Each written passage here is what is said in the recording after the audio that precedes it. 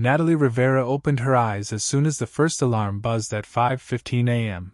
No snoozing, no lingering. She didn't have the luxury of extra minutes in bed.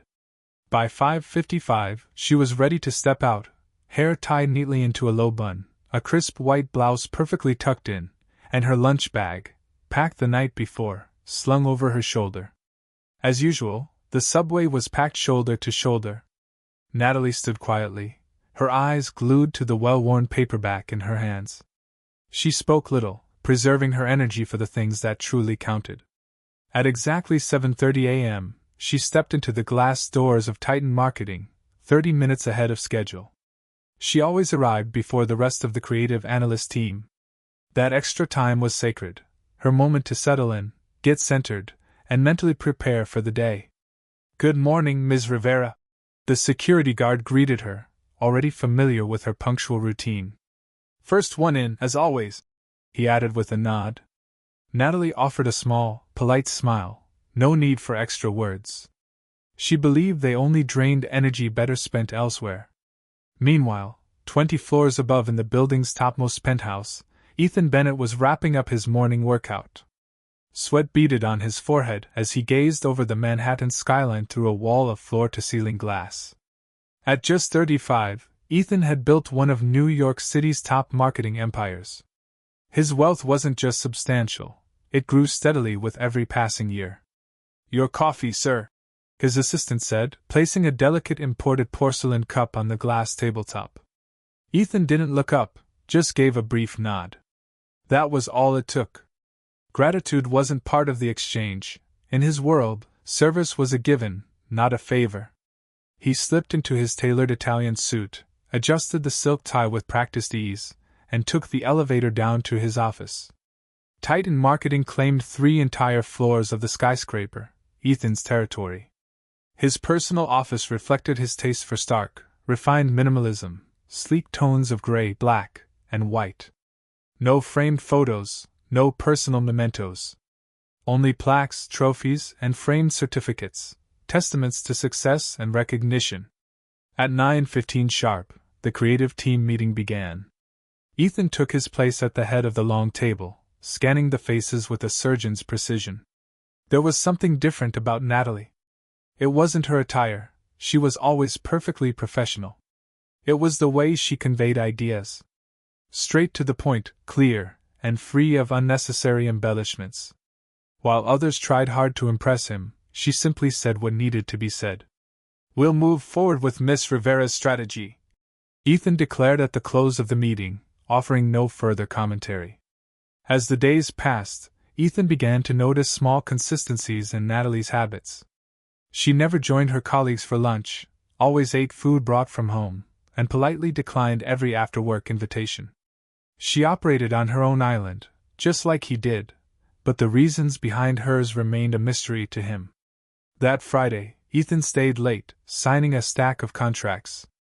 As he glanced out the window, something caught his eye, Natalie leaving the building alone. A strange impulse stirred in him. Without fully understanding why, he stepped into the elevator and quietly followed her outside. The evening air was biting, the streets glistening from earlier rain. He kept a safe distance, watching her walk briskly for several blocks before slipping into a small neighborhood market. 10 minutes later, she reappeared with a shopping bag in hand. His curiosity deepened, and he continued trailing her from afar. She turned onto a dimly lit street, then veered into a narrow alleyway. For a second, he thought she'd vanished. Then he spotted her. Natalie was kneeling among makeshift cardboard shelters. In front of her were 2 young girls, no older than 10, dressed in ragged clothes, hair tangled, but their eyes lit up the moment they saw her. "I brought a little more today," Natalie said softly, pulling out sandwiches, fruit, and bottles of water from the bag. "You came back!" the younger girl cried out, throwing her arms around Natalie in a fierce hug. "I always come back, Zoe. Always," Natalie whispered, hugging her tightly in return. Ethan stood frozen, a strange weight pressing against his chest, a feeling he couldn't name. He watched her carefully divide the food between the 2 girls, listened as she gently asked how their day had gone, and saw her wipe dirt from the older girl's face with a damp towel. "Ava, do you feel feverish again?" she asked, concern etched in her voice as she touched the girl's forehead. "Just a little, it'll go away," Ava mumbled. "I'll bring medicine tomorrow, I promise," Natalie replied. "Now eat, both of you." Ethan slowly stepped back, leaning against the cold brick wall of the alley, his mind reeling from what he'd just witnessed. Something about it didn't add up. Natalie, the same employee who never once asked for a raise, who carefully saved money by bringing her own lunch, was out there in the cold, giving away what little she had to two kids living on the street. Why? What was the story behind that? When she finally stood to leave, nearly an hour later, Ethan had already disappeared. But something had shifted in him. For the first time in a very long time, the man who seemed to have it all began to question whether he truly understood anything that mattered. The next morning, during the team meeting, Ethan found himself observing Natalie through a new lens. Beneath her polished, composed exterior, there was something else, something deeper, something money couldn't touch. And stranger still, he felt a pull to understand it. He couldn't shake the image from his mind. For the next 3 days, that moment in the alley replayed over and over in his head, Natalie on her knees, surrounded by makeshift shelters, her face tender as she cared for those girls. The expressions of Ava and Zoe haunted him most. Their clothes were tattered, their hair unkempt, yet their eyes sparkled when they saw her. That kind of joy was rare, and it had been meant for her. That evening, back in his penthouse, Ethan stood on the balcony, overlooking the glowing sprawl of New York City. From 60 floors up, the people on the streets were reduced to tiny, faceless dots, problems he'd always kept at a safe, abstract distance. That's how he preferred it, clean, detached, easily ignored. "Will you be needing anything else tonight, Mr. Bennett?" his housekeeper, Doris, asked softly from the doorway. He turned slightly. "No, Doris. You can head home." Alone again, he poured himself a glass of scotch. The crystal tumbler felt heavier than usual in his hand. Everything around him was top-tier, designer, imported, custom-made. And yet lately, it all rang hollow. The next morning at work, Ethan found himself paying closer attention to Natalie. She was as efficient as ever, focused, sharp, but now he noticed the little things. How she saved her apple instead of eating it, how she checked her watch every so often, how she never wasted time or resources. That afternoon, during the project briefing, he deliberately took the seat next to her. "Your proposal for the Burlington account was outstanding," he said once the meeting wrapped up. Natalie looked over at him, clearly surprised. "Thank you, Mr. Bennett." "Ethan," he corrected gently. "Would you mind staying a few minutes after everyone else leaves?" Her posture stiffened slightly. "Is there something wrong with my work?" "Not at all," he replied. "Quite the opposite." Once the room had cleared, Ethan closed the door behind him. "I've been watching you," he said simply. Her eyes widened slightly. "You're not like the others. You're real." Natalie didn't respond right away, her expression guarded. Then Ethan spoke the words that changed everything. "I saw you the other night. In the alley on 23rd Street. The color drained from her face. "You followed me?" "I was curious," he admitted. "I couldn't understand why someone with your talent lives so modestly, brings her lunch every day, avoids office dinners, works harder than anyone else." Natalie stood, her hands slightly unsteady. "Are you letting me go?" "What?" "No," Ethan said quickly, caught off guard. "Why would I fire you?" "Because of my situation," she said quietly. "Most companies want employees without baggage." Ethan leaned back against his desk, crossing his arms. "Who are those girls?" She hesitated, then let out a breath. "They're not my children, if that's what you're wondering. They needed someone. And no one else was stepping up." Something in the way she said it stirred something in him again. "How did you meet them?" "I used to volunteer at a shelter," she replied. "But it shut down when funding was cut. A lot of people ended up back on the streets." "And Ava and Zoe?" "Their mother passed away last winter," Natalie said quietly. They've been on their own since. What about social services? Ethan asked. Natalie let out a bitter laugh. They're terrified of the system. Ava made a promise to her mom, they'd stay together no matter what. If they go into foster care, chances are they'll be split up. Ethan fell silent, processing the weight of what she just said. You help them every day? I try to, Natalie replied, standing a little straighter. Mr. Bennett, if this makes you uncomfortable, I understand. But it doesn't, Ethan interrupted. It doesn't make me uncomfortable. It makes me curious. Raindrops began tapping against the office windows. Ethan glanced outside, then at the time. It's getting late, he said. Let me drive you home. Natalie instinctively began to decline, but the storm had picked up fast, the downpour already intense. Okay. Thanks, Natalie said quietly. They rode the elevator down to the garage in a silence that felt too loud, both aware of it but unsure what to say. Ethan's driver was already waiting, holding open the door to a sleek black BMW. Once they were settled into the smooth leather seats, Ethan turned to her. Where to? He asked. Natalie paused. Actually, on rainy days I usually check on the girls first. There's spots covered, but it still gets wet. Ethan gave a small nod, then looked up at the driver. 23rd Street, Tony. The car glided through the rain-dampened streets, moving effortlessly through traffic. As they neared the alley, Natalie turned toward him. You don't have to come, she said gently. I can manage.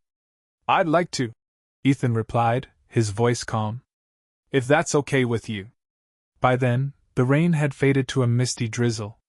They stepped out, walking into the alley, Natalie guiding the way. Ethan felt distinctly out of place, his tailored suit and fine Italian shoes a sharp contrast to their surroundings. Natalie? A small voice called from the dim space ahead. It was Zoe. But when she spotted Ethan beside her, she shrank back, unsure. It's all right, Natalie said, her tone soft and reassuring. This is Ethan. He's a friend. Ethan lowered himself onto one knee, mud soaking through the knees of his expensive trousers, and for once, he didn't care. He was no longer viewing this world from a safe distance. He was in it now. Up close, he saw it all, a fragile shelter made of cardboard and plastic, a few carefully placed items, a worn-out book, a ragged doll, a chipped jar with tired-looking flowers. Ava, older and more guarded, eyed him with suspicion. She was probably 9, maybe 10, but her gaze held the weight of someone much older. Are you girls hungry? Ethan asked gently. Zoe nodded enthusiastically. Ava, still cautious, didn't answer. Tony, Ethan called to his driver, who stood at the alley's edge. Can you grab us some hot food? Whatever's close and filling. As they waited, Natalie crouched down, helping the girls dry off their belongings, rescuing what she could from the damp. Ethan watched her quietly. Something inside him was shifting, not out of pity or guilt, but out of something far deeper, connection.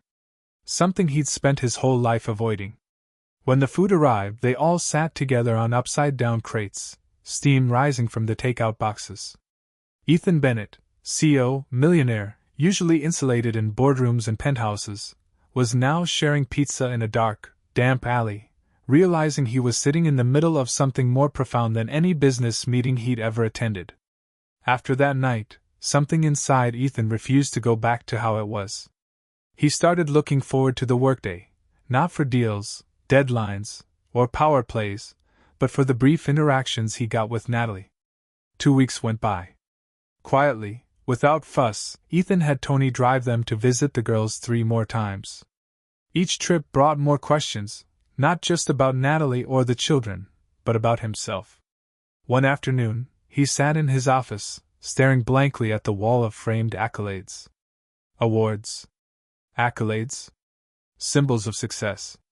But to him, they suddenly felt like meaningless decorations, prizes handed out for mastering illusions. He picked up his phone. Tony, bring the car around. Half an hour later, Ethan stood once again in the alley, this time alone. The girls weren't there yet. Natalie usually met them after school. but he knew the spot. He gently placed a duffel bag beneath the plastic overhang of their shelter, then turned and left. The following day at the office, Natalie approached his desk with quiet determination. "The sleeping bags and clothes," she said, voice low. "That was you." Ethan gave a small nod. "They needed them. Mr. Bennett." "Ethan," he corrected, just as he had before. She paused. "Ethan, I appreciate what you're doing. But I need to ask, why? People like you don't usually get involved." He tilted his head. "People like me? Successful. Wealthy. The kind with power." She held his gaze without flinching. "The kind who donate for tax breaks but keep their hands clean." He almost smiled. That brutal honesty, it was what made her different. What made her real. "Would you have dinner with me tonight?" he asked. "Not as your boss. Just two people. Talking."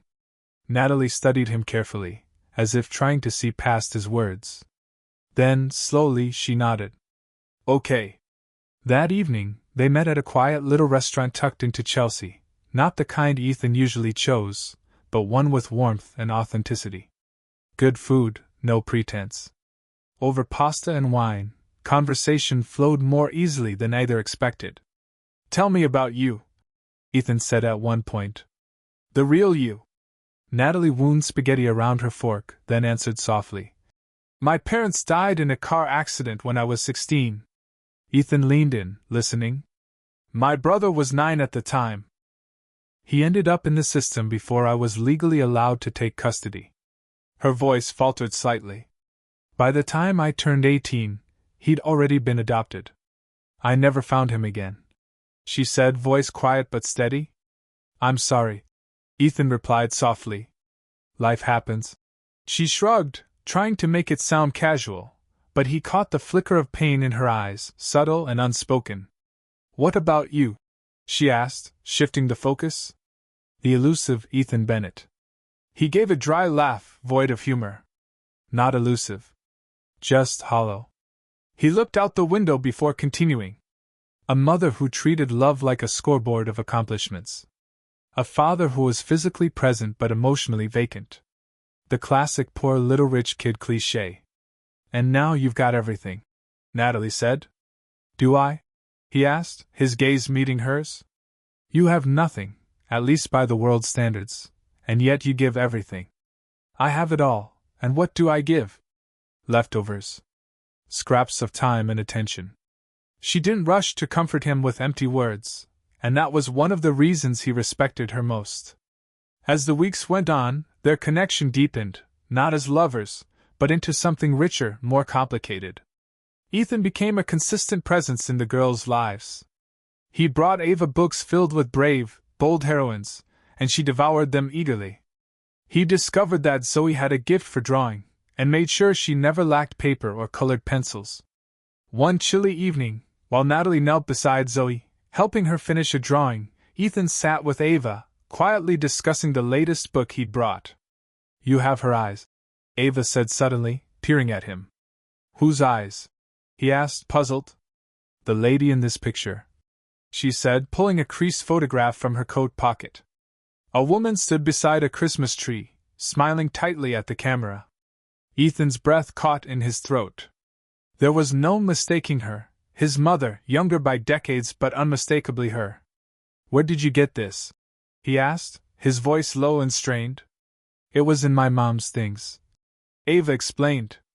"She told me this woman was my real grandmother. I never met her." Ethan took the photo with trembling fingers. "Ava, what was your mom's name?" "Isabel Bennett," she said simply. But everyone called her Izzy. The world seemed to lurch sideways. Bennett, his name. His mother's cold, sharp gaze reflected in the child's face. It couldn't be a coincidence. That night, Ethan barely slept. At 3 a.m, he opened his laptop and did something he never bothered to do before. He dug into his own family's past. He combed through birth certificates, adoption records, legal documents, anything he could find. By dawn, he had enough to make the connection impossible to ignore. Still, he hired a private investigator to confirm it all. 3 days later, the file landed on his desk. He opened it with a sense of dread and inevitability. Isabel Bennett, born 1989. Mother, Lillian Bennett. Father, not listed. His mother had given birth to another child, one she gave away when Ethan was just a toddler. Ava wasn't just a girl in need. She was his niece. His blood. Ethan sat frozen, the pieces falling into place like a cruel puzzle. He remembered his mother's strange disappearances when he was 4. The whispered arguments behind closed doors. The silence that always followed. He'd been living inside a story carefully edited by omission. With trembling hands, he picked up his phone and dialed a number he hadn't used in a long time. "Mother," he said when she answered. "We need to talk. About Isabel." The silence on the other end spoke volumes. Later that day, Ethan stood in front of Natalie's apartment, the file tucked securely under his arm. She opened the door with a concerned expression. "Ethan? What is it? What's happened?" "I need to tell you something," he said, stepping inside. "About Ava. About my family." Natalie led him in. Her apartment was small, but warm, nothing like the sterile glass and steel of his penthouse. There were books stacked on shelves, framed photos on the walls. It wasn't just a space to live, it was a home. He sat down on her well-worn couch, knowing that what he was about to say would change everything. But some truths, once uncovered, refused to stay buried. "Natalie," he began, "Ava is my niece. I had no idea until now." She went still, her expression unreadable, as he laid it all out, the investigator's report, the records, the unmistakable links between Isabel and his mother. "Are you sure?" she whispered, barely able to speak. He opened the file on her coffee table and pointed. "My mother had a daughter when I was 4. Her name was Isabel Bennett. She gave her up for adoption in secret. That daughter was Ava's mother." Natalie covered her mouth, trying to process what she was hearing. "How is this even possible?" she said, voice shaking. "Of all the children in New York." "I've been asking myself the same thing," Ethan said, raking a hand through his hair. "Maybe it's not just chance. Maybe it's something else, I don't know. Fate? Karma?" They sat in heavy silence, letting the reality sink in. "What are you going to do?" she asked quietly. "I need answers," he said. "I'm going to see my mother tomorrow." Natalie reached across the table and took his hand, her touch firm, steady, grounding. "Do you want me to come with you?" That simple gesture, offered without hesitation, was exactly what he needed. "Yes," he said, looking at her gratefully. "I'd like that." The following day, they drove together to Westchester County, where Lillian Bennett lived in a stately colonial estate hidden behind wrought iron gates. As they pulled into the long, manicured driveway, Natalie looked out the window. "It's beautiful," she murmured. "It's just a house," Ethan replied, his voice flat. "It was never a home." Lillian Bennett answered the door herself, her expression flickering with surprise when she saw her son standing there. But as her eyes landed on Natalie, that surprise cooled into something sharper. "I wasn't expecting visitors," she said, her tone clipped and formal. "This is Natalie Rivera," Ethan said calmly. "She's a colleague. May we come in?" Without a word, Lillian turned and led them into the sitting room, immaculate and still, like something behind glass in a museum. Not a pillow out of place, not a single sign of real life. She took a seat with perfect posture, spine ramrod straight, hands folded neatly in her lap. "You mentioned Isabel on the phone," she said, cutting straight to the point. "What about her?" Ethan reached into his coat and pulled out the old photograph, setting it gently on the coffee table in front of her. "This photo was taken about 30 years ago. That's you, isn't it?" he asked. "Ava has this picture. She says Isabel was her mother." Lillian's face drained of color. For once, her polished composure faltered. "Where did you find this child?" she asked sharply. "That's not the question right now," Ethan replied, his voice calm but firm. The real question is why you kept this from me my whole life. I had a sister. Half-sister. Lillian corrected without thinking, then immediately clamped her mouth shut. So it's true, Ethan said quietly, the confirmation still hitting like a punch to the chest. Lillian stood and turned her back to them, staring out the window. Her voice, when it came, was tight, controlled, but trembling beneath the surface. It was a mistake. A short-lived affair during a difficult time in my marriage. When I found out I was pregnant, your father and I agreed. The child would be placed for adoption. We never spoke of it again. You abandoned your own daughter, Natalie said softly. Lillian spun around, eyes flashing. You know nothing about me or the decisions I had to make, Miss Rivera. I know your granddaughter is sleeping in an alley while you sit in this mansion, Natalie replied evenly. And I know you've done nothing to help her. Lillian looked to Ethan, appalled. Who is this woman to speak to me like this? In my own home? Ethan rose slowly to his feet. She's someone who's shown more compassion to your granddaughter than you ever did to your daughter. He stepped closer, his voice low but intense. Ava is 8. Her mother, your daughter, died last winter. She's been living on the streets with her best friend, surviving however she can. Lillian pressed a hand to her chest. This is madness. If what you're saying is even remotely true, there are official routes to take. Foster care. Adoption agencies. The same system that took your daughter from you. Ethan cut in, bitter. The same broken system that separated Natalie from her brother when she was a teenager. That's your solution? For the first time, Lillian looked truly shaken. Her eyes wavered, her lips parted but no words came. What do you want from me? She whispered. Recognition, Ethan said plainly. She's your granddaughter. She deserves that. And you want me to risk everything? Lillian asked, her voice sharp again. My reputation? Our family name? Ethan let out a short, humorless laugh. That's all that matters to you, isn't it? Image. Status. Control. You've benefited from that image your whole life. She snapped. Your success. Your connections. They all come from being a Bennett. I'm not denying that, Ethan said quietly. But have you ever stopped to wonder what it's cost us? What it's done to who we are? She didn't answer. Instead, she turned her face back toward the window, silent again. I need time to think, she said finally. Take all the time you want, Ethan said, gathering the file from the table. But I've already made up my mind. He looked her in the eye. I'm going to help Ava and Zoe. With or without your blessing. The drive back into the city was quiet. Natalie sat by the window, processing everything she just heard, her mind spinning with questions and emotions. I'm sorry about my mother, Ethan said at last. Don't apologize for her, Natalie replied, turning to look at him. You're not like her, Ethan. He gave her a faint, uncertain smile. Aren't I? I've spent most of my life doing exactly what she did, keeping people at a distance. Measuring life by what I could win, not what I could feel. But you stopped, Natalie said simply. You saw something beyond yourself. That's what matters. When they returned to the city, they went straight to the alley.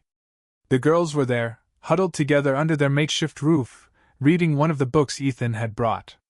When they saw him and Natalie, their faces lit up. For a moment, Ethan couldn't move. Ava looked up at him, and in her eyes he saw echoes of his mother. But softer. Warmer. Hopeful. Hey. He finally managed, kneeling down to their level. How's the book? It's awesome.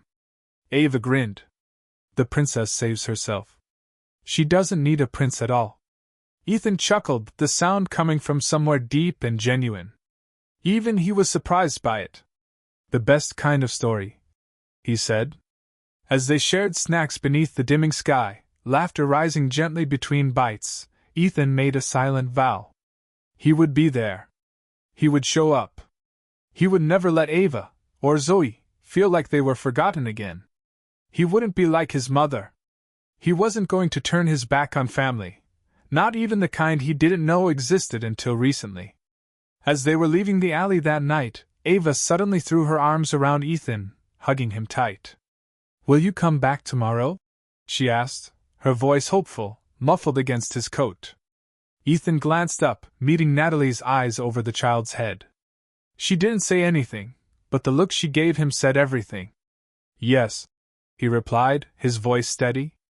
"I'm not going anywhere." 3 weeks after the confrontation with his mother, Ethan sat in his office surrounded by blueprints. He had contractors renovating the guest wing of his penthouse, turning unused, impersonal space into proper bedrooms for Ava and Zoe. His intercom buzzed. "Mr. Bennett, your mother is here to see you." Ethan stiffened. "Send her in." Lillian Bennett entered as though she still owned the world, or at least the building.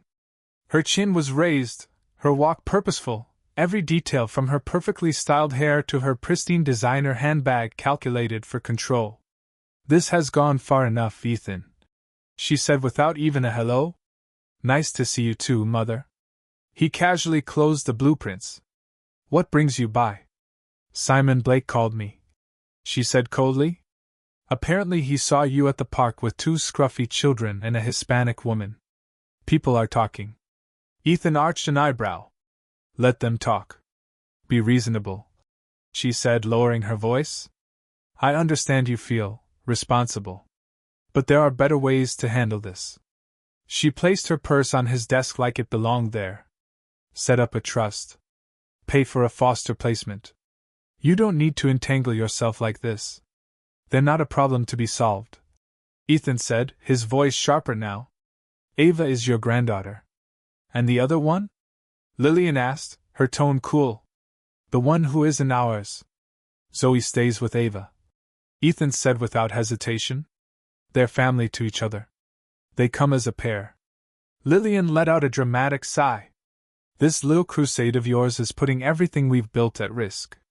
The Bennett name means something in this city." "Maybe it shouldn't," Ethan replied. "Maybe we've spent so long hiding behind that name, we've forgotten how to be real." "Real?" Lillian scoffed. "Is that what your little girlfriend has been whispering in your ear?" Ethan's jaw tightened. "Natalie isn't my girlfriend. But she's shown me more about what it means to be a decent human being in 3 months than you have in 35 years.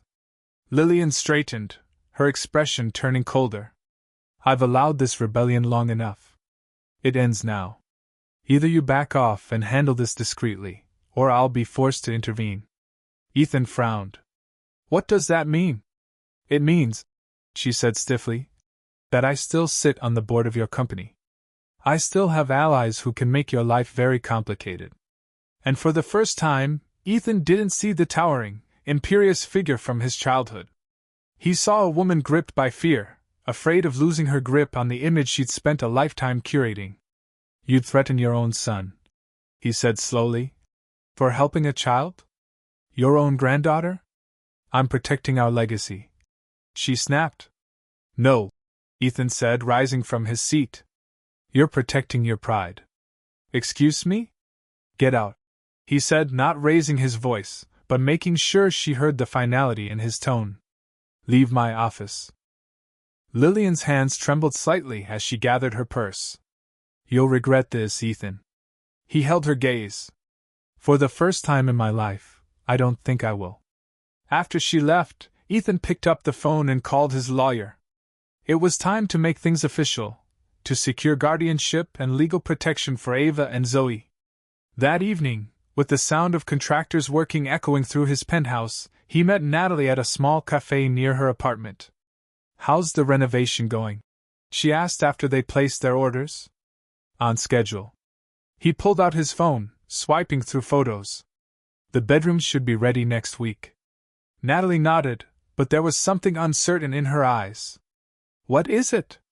Ethan asked, noticing her hesitation. She stirred her coffee slowly. "Ethan, have you really thought this through? I mean, truly thought it through? Taking in 2 children, it's a huge step. I know that. Do you?" she asked, looking up at him. "Because your world, it's not like theirs. Or mine. There's pressure. Expectations. People watching, judging. Are you ready for that? You think I'm making a mistake? He asked, a flicker of hurt in his voice.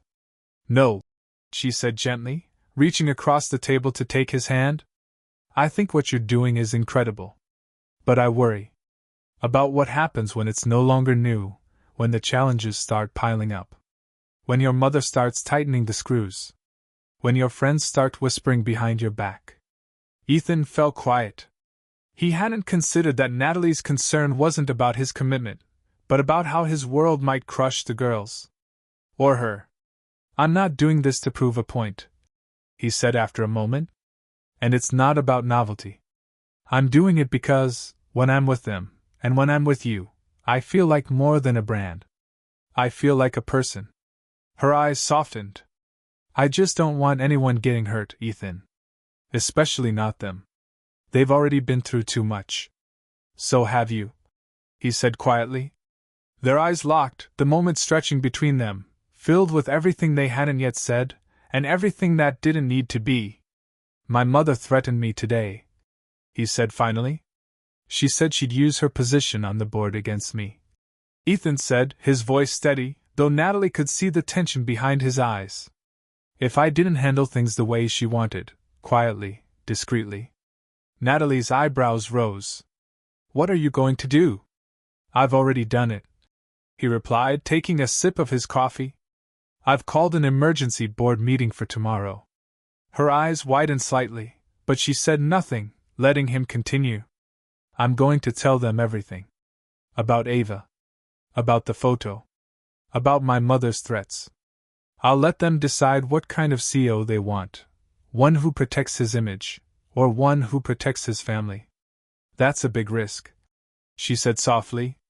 Yeah, Ethan admitted, then offered a small, honest smile. But it's one worth taking. I've spent most of my life chasing profits and prestige. Maybe it's time I started building something that actually matters. Later that night, Ethan stood alone on his balcony, the city lights stretching endlessly below him. His phone buzzed with a message. Natalie, the girls want to know if they can bring their books to your place tomorrow. He smiled as he typed out his reply. Ethan, their books, their drawings, whatever they want. It's their home too. And for the first time since he'd followed Natalie into that alley, Ethan felt something solid inside him click into place. Certainty. Peace. Whatever happened next, whether he kept the company or lost everything, he was finally living according to his own values, not someone else's version of him. And that, he realized, was real freedom. The board meeting went better than he expected. Ethan laid it all out, his half-sister, Ava, the secrets, the confrontation with his mother. To his surprise, most of the board members sided with him. They admired his honesty, respected his choice. Lillian had stormed out, furious, but the truth had already done its work. Her influence was slipping. Now, standing in his newly renovated penthouse, Ethan looked around at the space that had once felt so cold. It was warmer now, brighter. The sterile grays were softened by colorful rugs, the lighting was warmer, inviting. The guest wing was no longer lifeless. One bedroom had constellations painted on the ceiling for Zoe, the other lined with bookshelves just waiting to be filled by Ava. It was no longer just a penthouse. It was becoming a home. His phone rang. Natalie. We're downstairs, she said. The girls are a little nervous. I'll come get you. In the lobby, he found the three of them standing close together. Ava and Zoe clutched small backpacks with everything they owned inside. Natalie had one hand resting gently on Zoe's shoulder, her eyes watchful. Hey there, Ethan said, crouching to meet the girl's eye level. You ready to see your new rooms? Zoe gave an enthusiastic nod. Ava, more cautious, hung back slightly. It's okay to be nervous, Ethan said, offering her a reassuring smile. This is a big change. What if we don't belong here? Ava asked quietly, her fingers tightening around the strap of her backpack. Ethan's expression softened. Then we'll change this place until it feels like you do. In the elevator, silence followed them up. When the doors opened directly into the penthouse, Zoe's eyes went wide. All this is yours? she whispered. Ours, Ethan corrected with a smile. Come on. Let me give you the tour. As they explored, the tension began to melt away. Zoe bounced on her bed, giggling. Ava ran her hand gently across the spines of the books on her new shelf. Can I read these? She asked. They're yours, Ethan said. That whole shelf belongs to you. Natalie stood back, watching it all unfold with a complex expression, relief, joy, and something else Ethan couldn't quite place. What do you think? He asked her quietly. It's perfect for them, she said. You thought of everything. But not for you, Ethan guessed gently. Natalie looked away. I should go. Let you settle in with them. Stay for dinner, he said, touching her arm lightly. We ordered pizza. She hesitated. Then, after a beat, she nodded. Okay. Dinner was light and filled with laughter. They sat around the long dining table, once used only for high-end meetings or impersonal parties, now cluttered with plates and conversation. The girls chattered about their rooms, their books, and the stars on the ceiling. After dinner, Ethan helped the girls unpack and arrange their few possessions, while Natalie prepared their bath. Later that night, with the girls tucked into bed, Ethan and Natalie stood together on the balcony. The city glowed beneath them, a sea of lights. Thank you, Ethan said quietly. For everything. I couldn't have done this without you. Natalie smiled, but something in her eyes didn't quite match the curve of her lips. They'll be happy here, she said. But something's bothering you, Ethan said, watching her carefully. She sighed, turning her gaze toward the skyline. It's not jealousy. It's not resentment. It's more complicated than that. What is it? He asked gently. She gestured toward the penthouse. This. Your world. It's beautiful. But it's not mine. You don't think they'll adjust? They will, she said quickly. Kids adapt. They're stronger than we give them credit for. She turned to face him. It's me I'm not sure about. Ethan's brow furrowed. I don't understand. Natalie crossed her arms, pulling them in close like a shield. Since we met, I've felt like I've been pulled into your orbit. Like I'm being carried along by something bigger than me. Your world, Eleanor said quietly. All that wealth and power, it's not mine. It never will be. Ethan frowned. Why would you say that? She gave a soft, almost resigned smile. Look at me, Ethan. I grew up in foster homes. I rotate between 3 work outfits. I stretch leftovers across days. Your mother looked at me like I was something to scrape off her designer shoe. My mother's opinion doesn't matter, he replied firmly. But it does, she said, her voice gentler now. Not just to you, but to the world you live in. To people who breathe that rarefied air. She paused, searching for the right words. I care about you, she admitted. Probably more than I should. But I'm scared. Not of you, of what I might become. Of losing myself trying to belong in a world that was never made for someone like me. Ethan stepped closer, reaching for her hands. Eleanor, the last thing I want is for you to change. It's your honesty, your strength, that raw, real part of you, that drew me in. You say that now. I'll say it tomorrow, he told her. And the day after that. You've made these past few weeks the most meaningful time in my life.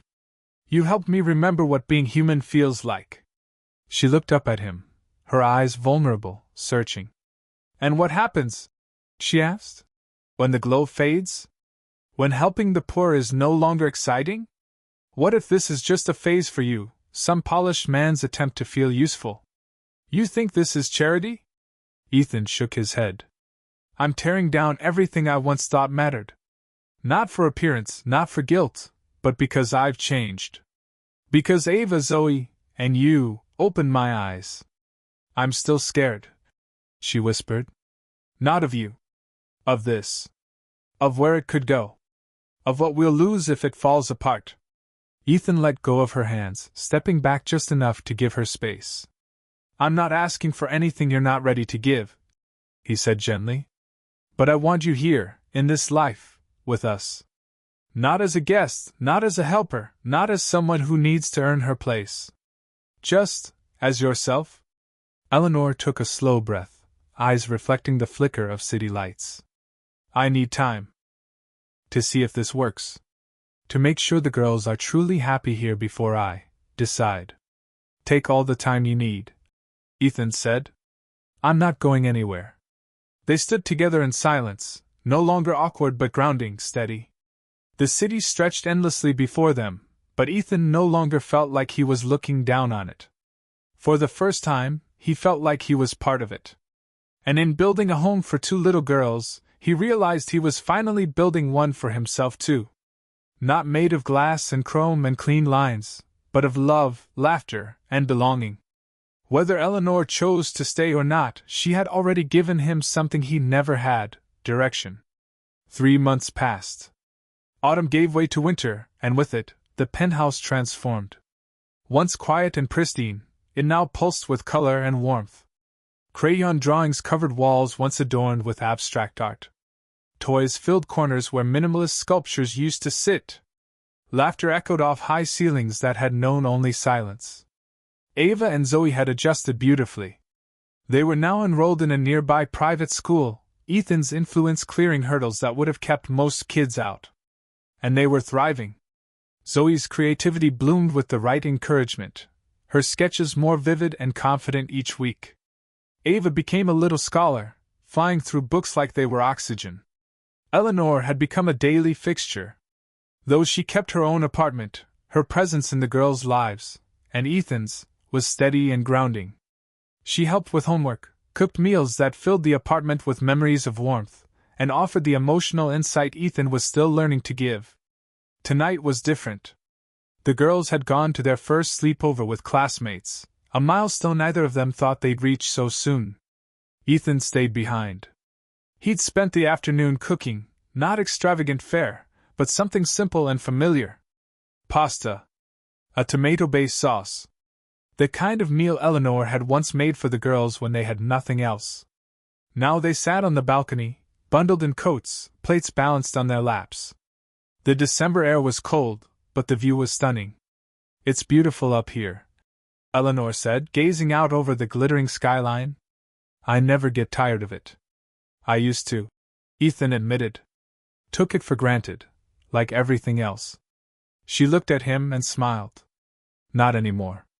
No, he agreed. Not anymore. They ate in contented silence, the city humming beneath them, lights flickering like stars. The girls seem happy, Eleanor said after a while. They are, Ethan replied. Yesterday, Ava gave me a full presentation on the solar system. Swore she discovered half of it herself. Eleanor laughed softly. She's incredible. They both are. Because of you, Ethan said. You kept their minds alive, even when you barely had anything yourself. Eleanor shook her head, her eyes misting as she looked away. I just gave them books, Eleanor said quietly. They did the rest. Ethan set his fork down, his voice soft but sure. You gave them more than that, Eleanor. You gave them hope. He paused, meeting her gaze. You gave me hope too. Their eyes locked across the small table, and for a long moment, words weren't necessary. 3 months of carefully keeping emotional distance, of focusing on the girls rather than each other, had built something unexpected between them. Solid. Quiet. Unspoken but undeniable. I've been thinking, Eleanor said at last, her voice barely above a whisper. A lot. About what you said that night? Ethan asked gently. About not belonging here. She nodded slowly. I was scared. Of what? Of your world, she admitted. But also of how I felt about you. I didn't know what would happen if I let myself care too much. Ethan didn't push. He just waited, listening. But watching you these past months, she continued, her eyes not leaving his. Seeing the way you are with the girls, how you've transformed your entire life to give them something stable, something real, it made me realize something. What's that? That money isn't the problem, she said. A small, knowing smile tugged at the corners of her lips. It's what people do with it. And you've used yours to build safety. To create love. I've tried, Ethan said quietly. But I've made my share of mistakes. We all have, she said, reaching across the table and gently taking his hand. But your heart's in the right place. That's what matters. A wave of hope swept over him. Does this mean? It means I'm not afraid anymore, she said, her voice steady now. Not of your world. And not of us. After dinner, they moved to the couch, city lights flickering like distant candles beyond the windows.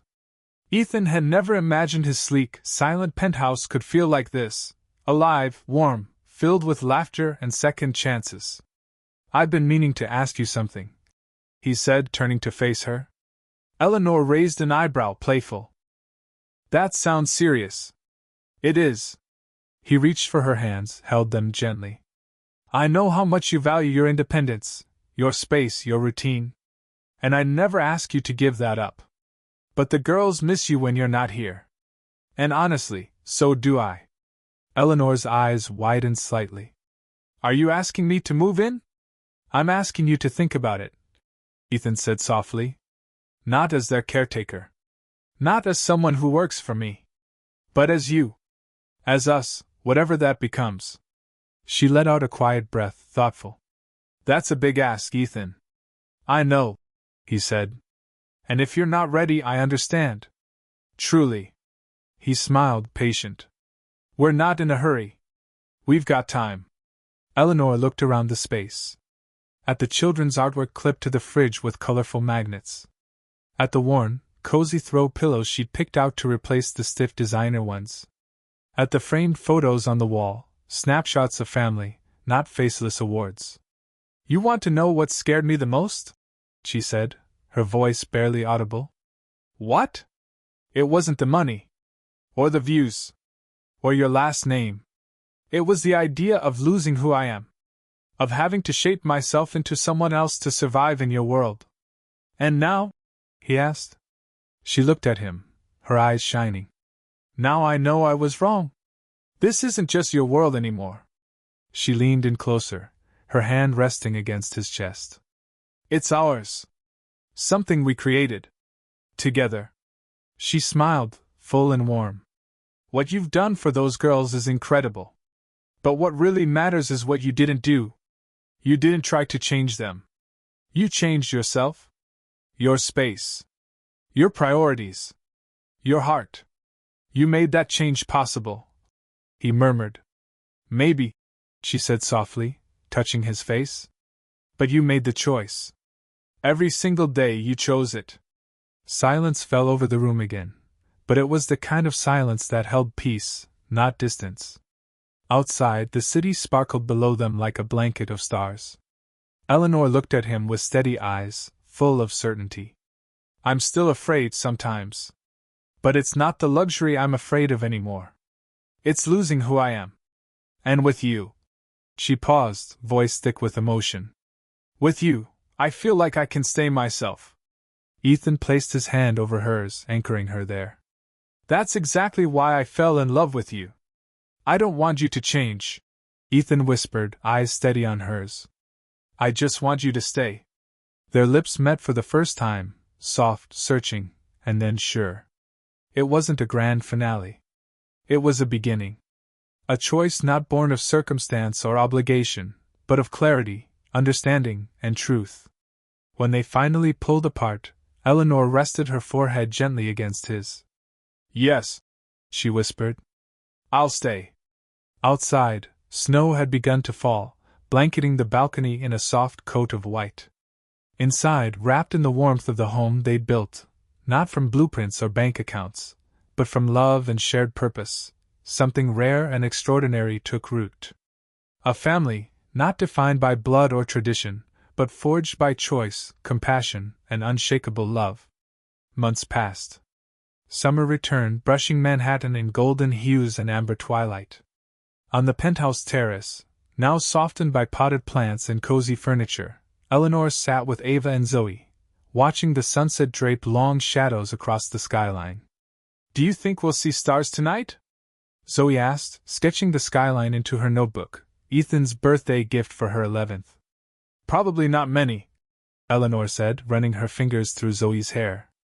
The city lights are too bright. But we'll check anyway. Ava, now 10 and growing into her thoughtful, graceful spirit, looked up from her book. We could visit Grandma Lillian this weekend. You can see more stars out there. Eleanor smiled. The way Ava spoke of Lillian now, so naturally, was proof of just how far they'd come. The past 6 months had brought a slow but genuine reconciliation between Ethan and his mother. It wasn't perfect, but it was real. That's a great idea, Eleanor said. We'll ask Ethan when he gets home.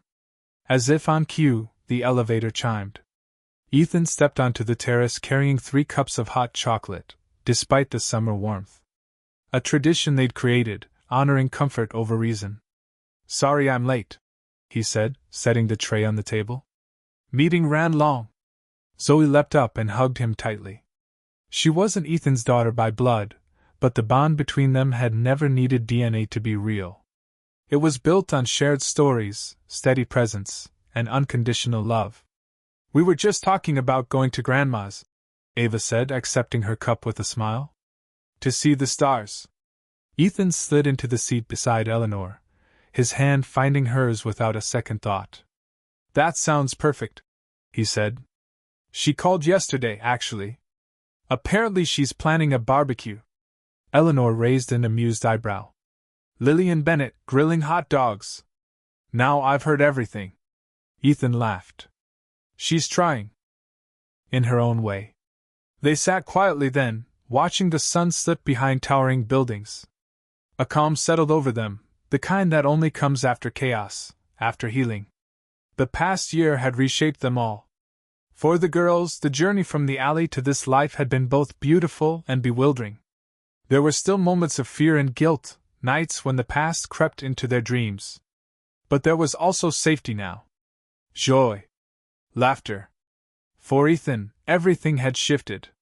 He still ran his company, still chased excellence, but with a different compass. Board meetings were scheduled around school events. Business trips were shorter. Wins were now measured in first art shows, debate team victories, and evenings like this. And Eleanor, perhaps her transformation had been the most unexpected. She kept her job at the agency, turned down Ethan's offer of financial support. I need to stand beside you, she told him. Not beneath you. He'd understood. Admired her for it. Loved her even more. I have some news, Ethan said, breaking the silence. Eleanor turned to him, alert. I spoke to Martin Delgado today. Her fingers tightened around his. They had spent months navigating the system, piecing together the puzzle that would make their little family legally whole. And? She asked, barely daring to hope. Ethan's smile answered before his words did. It's official. The adoption was approved. Everything. Zoe's eyes widened. You mean? Ethan nodded, emotion tightening his voice. If you want it, both of you, you're officially ours. Ava closed her book gently, her face serious and still. And Eleanor too? Both of you? Eleanor's voice caught in her throat, but she managed a nod. Both of us. As your parents. Without a word, the girls flung themselves into their arms. Laughter and tears tangled into one. We're a real family now, Zoe whispered. On paper and everything. Ethan held them close. We always were. The paper just proves it to the world. Later, when the girls had drifted off to sleep, Ethan and Eleanor stood once again on the terrace. The city shimmered below them, a galaxy of lights. Are you happy? Ethan asked, wrapping an arm around her. She leaned into him, thoughtful as always. I never pictured this life. Not in any version of my dreams. He smiled. Is that a yes? She turned to face him, her eyes glowing. It's more than a yes. It's wholeness. Like finding parts of myself I never knew were missing. Ethan nodded. I used to feel full, on the surface. But deep down? I was completely hollow. And now? She asked. Now I'm surrounded by everything I never knew I needed," he said, brushing a strand of hair behind her ear. "By you. By them." She rested her head on his chest, listening to his heartbeat. The road hadn't been easy. There had been rough patches, misunderstandings, fears. She still kept her apartment, though she rarely used it. A tether to her independence. And Ethan had never pushed. They had built their life slowly. Honestly. Together. "I got another letter from my brother today," she said, almost in a whisper. After years of searching, she had found him, living in California with his adoptive family. Their reunion had been messy, beautiful, and real. A bond slowly mending. "How's Lucas?" "He's good. Thinking of visiting this Christmas. He wants to meet the girls." "And you?" Ethan smiled, a quiet contentment settling over him. Another bridge rebuilt. Another chapter beginning. Above them, the sky surprised them with a rare gift, a single star visible through the glow of the city. "Zoe's going to be sad she missed that one," Eleanor said with a grin. "Make a wish." Ethan looked at the sky, then at her. At the home they'd filled with warmth, the rooms behind them where two brave girls now dreamed safely, and the woman beside him who had changed everything. "I already got mine," he said softly. Eleanor's smile glowed in the starlight. "So did I." They stayed that way, arms wrapped around each other, hearts full, watching the city that had once divided them become the place that had given them everything. The penthouse, once a monument to solitude, had become the very center of love. Not by accident. Not by inheritance. But by choice. Moment by moment. Day after day. Together.